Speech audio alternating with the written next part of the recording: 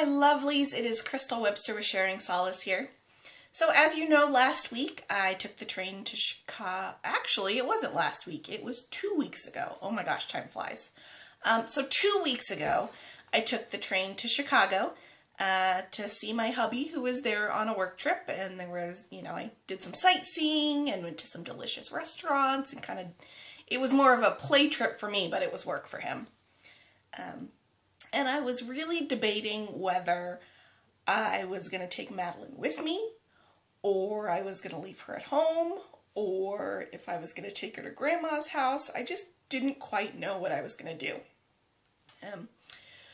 So I thought I would tell you kind of how that all played out, mostly because it's kind of a funny story, but also to show that,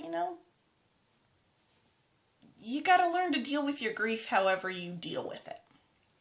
So I ended up deciding to take Madelyn with me. I put her and her little pink turtle, because she doesn't go anywhere without her little pink turtle, in a little bag, and then I put that bag inside of my suitcase, my big, hard-shelled, rolly suitcase. And I packed up the suitcase and the backpack and the snack bag and, all the stuff, put it on the train with me. Well, if you know anything about trains, first of all, you don't really check your luggage. You more like put it into this little room downstairs, and then you walk upstairs and you sit up there. And also, trains stop pretty frequently. I mean, from here to Chicago, which is about a 7 or 8 hour trip, it probably stopped 4 or 5 times. Letting people on and letting people off and all the way, just kind of, more like a bus, I guess. And I guess I kind of knew that, but I had forgotten. So, I got on the train, I left my suitcase in the little suitcase room, and then I walked upstairs with my backpack and my snack bag and, settled in for a nice long trip. What I didn't realize would bother me is that the train stopped. People got off, people got on, and I couldn't see my bag, which means I couldn't see Madelyn. So every time the train would stop, I'd run downstairs and make sure my bag was still there. For some reason, I was scared to death that someone was going to steal my bag and therefore kidnap Madelyn. I don't know why. There was nothing in my bag of any value to anyone. Monetarily, there was no, this, you know what you take on a trip, some clothes and some makeup, and who wants my clothes or used makeup? But for some reason, every time that train was about to stop, I got super uncomfortable and had to go downstairs, make sure. And, by the 3rd or 4th time, I was like, forget this. Brought my luggage upstairs, kind of, sat with it in my seat so that I could always see it.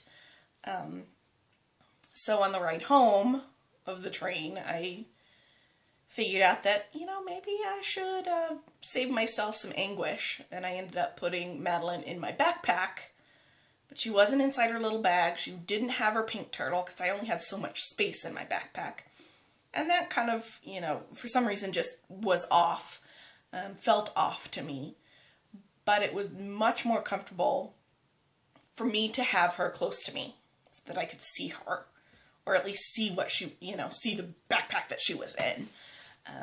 Not that it needed to be, I didn't need to grab her. I just needed to, if the train stopped or something was, I just need to be able to look over and see, okay, no one took off with her. So I just found that to be very interesting. I was surprised that it affected me the way that it did. It wasn't like an airplane where you check in and you check your bag and you don't see it for 8 hours. You don't know where it is, and you could be in Chicago and it's in Miami. I knew where it was. I put it there. I thought, everything will be fine. And then to feel so uncomfortable not being in, being able to see it, I thought that was very interesting. So now I know for next time, I just need to be within eyesight of her. Which, I'm glad I figured that out taking the train and not putting her in my checked luggage on the plane, because I would have been a hot mess. Yeah, so I just found that to be very interesting. I thought sharing that might help someone. Just because you think you know how you're going to react doesn't necessarily mean that's how you're going to react. And it doesn't mean that's how you're supposed to react.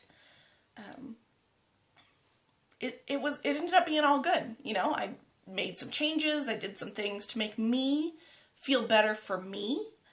And I got home fine. And Madelyn's at home, and we're all at home, and life is good again. And I know for next time what I need to do to make things different so that I'm more at ease through the process. So, that's my story for today. Until I see you next time, get grateful, and I'll see you real soon.